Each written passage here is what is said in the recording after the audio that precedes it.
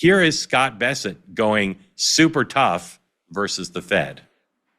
I mean, look at as you said at the top of this broadcast, there was fear mongering over tariffs, and thus far we have seen very little, if any, inflation. We've had great inflation numbers.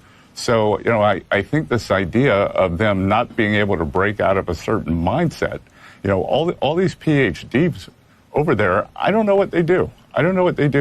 This is like universal basic income for, academic economists.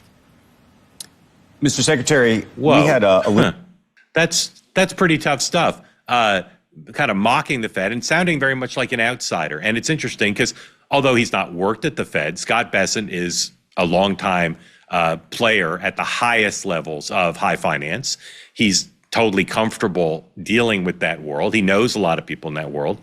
But there he was sounding very populist, very much outsider. And I think whoever goes to the Fed, President Trump is looking for someone to approach it as an outsider who will shake things up, who will not greenlight a $2 billion reconstruction project, which is currently going on around the Fed headquarters, who will not be business as usual, and who will do what Donald Trump wants, which is lower interest rates. So whether Bessent wants the job or not, that might have been a tell, that kind of critique of the Fed, very outsidery, anti-establishment critique. But there's no doubt that he's laying the groundwork, whether it's him or not, to have someone go over to the Fed whenever Powell leaves, whether it's before his term expires or not, to be a change agent at the Fed. And that's an important and interesting role because the president's disappointed. When people say if it's not Bessent, it might be someone who's currently on the Fed, based on my reporting, I have my doubts. The president wants an outsider over there to do what he wants done, not someone who will be business as usual. So that conflict,